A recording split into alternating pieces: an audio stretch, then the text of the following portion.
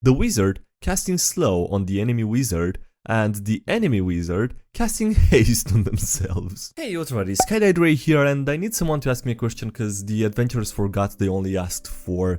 Anyway, welcome to another DnDMemes. Hope you're having a wonderful day today. Before jumping into it, I want to quickly kindly ask if you want to take a moment to smash the like button. It takes a second and helps out, so thank you so much for doing that. And yeah, with that being said, I hope you enjoyed the video. Have fun doing nothing for 2 hours in your demi plane. I hate having to remove monster abilities and spells that just ruin the fun of encounters. The player when the monster fails their banishment saving throw, being happy, and then the player when they fail a banishment saving throw. Yeah, that's unfortunate, you know, it can go both ways, and that's really unfortunate.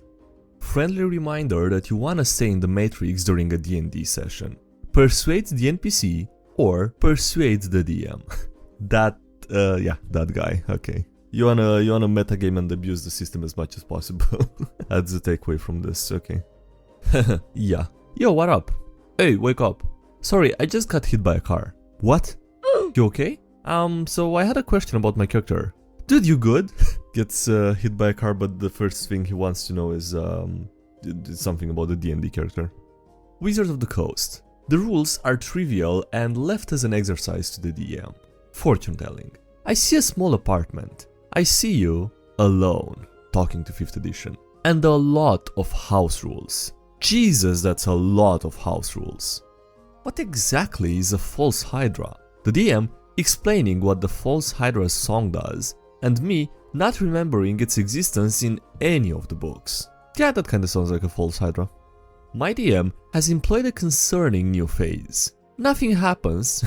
No, continue existing. I mean, that's just one different way to phrase it, but it sounds really ominous for some reason.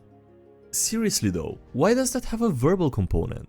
Ranger rolls a natural 20 for stealth, casts Hunter's Mark with a verbal component, and the surprise quote-unquote monster.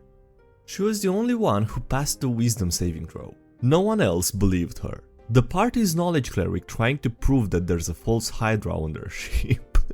Nah, literally no one's gonna believe her. You just might as well give up.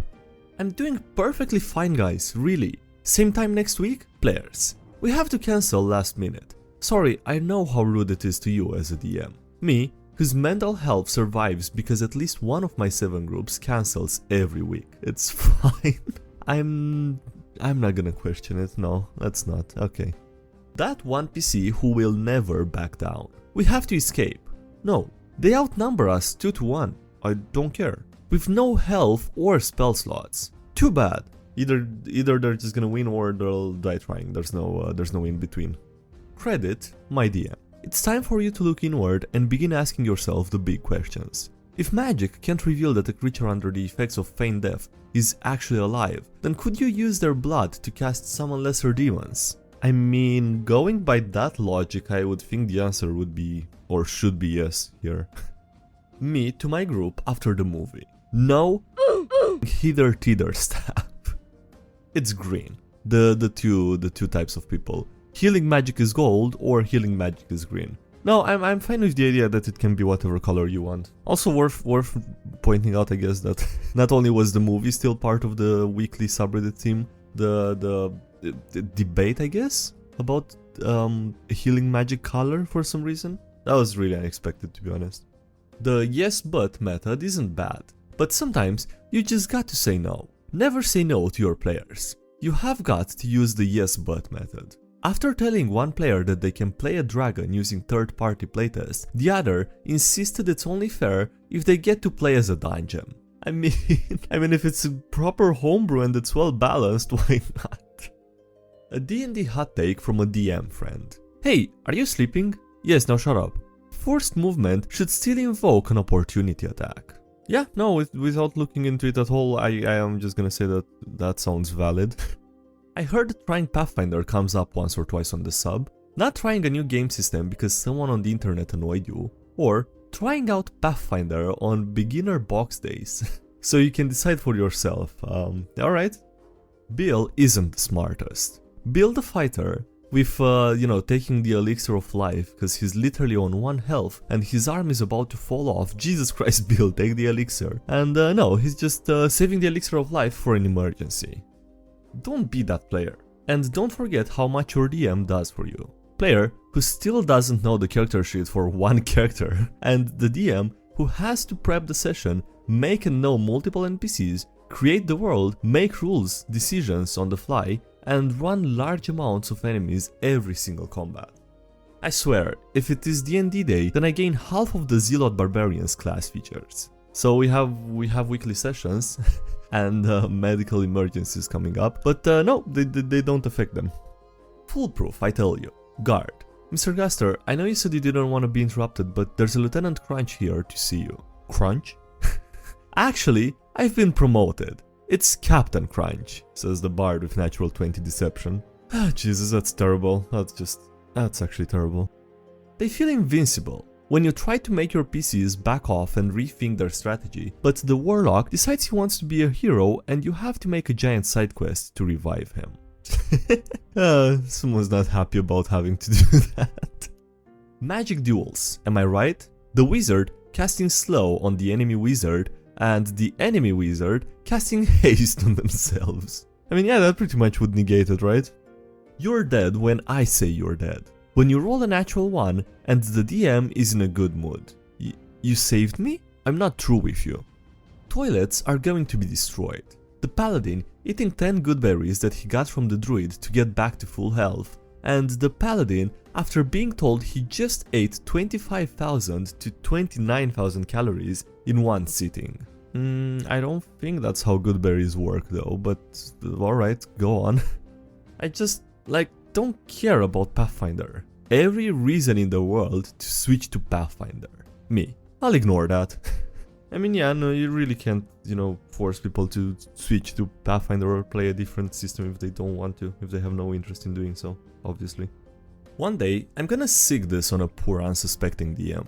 King. It doesn't matter that you slay dragons, you still have to pay taxes. Lawful good paladin. Okay, but first it is your responsibility to contact our employer, review our non-existent income records, calculate cryptocurrency values, and provide proof of serfdom. And don't forget to apply religious tax breaks, as I'm a member of the church, as well as the mandatory heroes discount. If you don't want to calculate it yourself, you can pay our trustworthy rogue a small fee. I promise, his calculations are 99.57% accurate, with an asterisk that doesn't, yeah, okay. Well, no, okay, good luck. Oh, those poor people. I have an idea for a campaign where all the PCs are bards. I hate it already. Hear me out. The PCs are famous sapiens, their works depicting acts of heroism and known throughout several kingdoms. So famous, in fact, that some have been novelized. Now, a lizardfolk clan, not knowing that these books are works of fiction, come to the PCs asking for their aid against an evil warlord who threatens to destroy them. Jesse, that's just Galaxy Quest. Crispy. Player. I stand before the dragon and try to persuade him to avoid fighting him. Proceeds to roll. Persuasion failed, says the DM. Nobody can be as illiterate as us. 54% of US adults between the ages of 16 and 74 lack proficiency in literacy. The r/DnDMemes responding, you gotta bump those numbers up, those are rookie numbers. Honestly, this was the most standout thing from the movie for me. It's time for you to look inward and start asking yourself the big questions. Why does everyone talk about the hitter-titter stuff, but not the super creative component pouch that Simon has? No need to thank me. How to improve your homebrew? The only question you should ask is apparently are there and if no, then you should add some, and if yes, then you're doing a great job, but consider more. Chapter 3, page 116. You are officially encouraged to go nuts with all of your spells. Arguing over the color that healing magic should be? No. Remembering that Tasha's Cauldron of Everything encourages you to personalize your magic. Well, that settles it, I guess. Awkward staring contest. The wizard, after casting Blink, hiding in the ethereal plane, and the face spiders waiting in the ethereal plane for their turn. Starting to loathe online RPG matchmaking groups. When it's the 3rd month in a row since yet another group disappeared en masse before session 0. Alright, I did not know that that's a thing, but that sounds actually horrible to go through, Jesus. My no spoiler summary of the movie. Honestly, had an amazing time, and my GF, who knew nothing about D&D, couldn't stop laughing either. D&D, Honor Among Thieves summarized in one GIF. The Dungeon Master just saying I'll allow it to pretty much everything. Time to mix things up. Have a niche Edge of the Empire meme. If I had a nickel for every time that my players rolled blinded on the critical injury table when fighting rivals and nemesis to permanently destroy their eyes, I'd have like 12 nickels. Which is a lot. Golly, it's a lot. They ended up with a reputation across the galaxy for being savage maimers. Imperial officers showed up with eye protection. That's still classified as session prep. Sometimes, session prep is just opening up your laptop, looking at a blank page on Google Docs for about 8 hours, and then feeling sad and closing it. That's still classified as session prep. I've never played D&D before. Is this an effective way to get a party? just go with a white van that has free dice written on it, yeah. That should pretty much bring people along, yeah. Bahamut swap. Time traveler moves a chair. The timeline. Hello, I'm Magellan, a traveling mage. I notice your group has no wizard. You seem trustworthy. Would you care to join us in our noble quest? Yes I would. When a PC dies, but the combat is still going on when their new character arrives. Welcome to the party, pal. I really wish I had 2 nickels. If I had a nickel every time I rolled a natural 1 in the 2-hour session I played this evening, I'd have 5 nickels. No, really, 5. It was unreal. My other roll was a 3. Don't try this at home. I don't know if the player is dead or alive until I look inside the box. I have dark vision. Shut up. It is okay. DM thought it was funny. Roll a dex save. No, but I'm the DM. I don't care. That doesn't make any sense. Too bad. Imagine all the builds that could exist if there were 30 levels instead of 20. Hey, you going to sleep? Yes, now shut up. The existence of CR 30 monsters could mean that somewhere in the world there's a level 30 adventurer that we can't play for some reason. That is a thought, I guess. But if that would exist, then also maybe even worse monsters would exist, and maybe we don't want that. A combat rule that both D&D and Pathfinder don't have? Unacceptable. D&D needs official rules on passing objects between players. Come again? Let's say there's a MacGuffin that the players are trying to run off with, and the fight breaks out. What's stopping the party from tossing it between the players as they run using the object interaction with no rules in place for monsters to intercept and catch them? And I tried looking everywhere for rules for this sort of thing. I tried finding rules on this from Pathfinder, older editions of D&D, Call of Cthulhu, Cyberpunk, and even Vampire the Masquerade, but found nothing. It's so abusable too. It makes no sense why it shouldn't be in the core rules by now. You make a great point. I think this is probably the best point that Jesse from this meme made with this format. Once again, my genius goes unappreciated. I'm thinking about creating a Genasi rogue. Cool, what element? The element of surprise. And took allergies into account. Also, this fictional GM is an accountant, so that's home talent. When your DM makes a 3-course authentic medieval meal so that the players can have a hero's feast, not just the characters. And it's fucking delicious. I was gonna say that's great, but the title says it's fictional, I think, or if I'm reading it right. So that's, you know, I feel a bit betrayed. Alright, on that note, that's it for today's video, so thank you so much for watching, I hope you enjoyed. Don't forget to leave a like if you did, and subscribe for more if you haven't already. Also, thank you to everyone supporting the channel on Patreon, as well as on YouTube, I appreciate a lot, so thanks so much for those. Links below if you want to check them out, links to the social media, Discord, and anything else. And yeah, that's it, thanks for watching, I'll see you next time, have a good day, bye.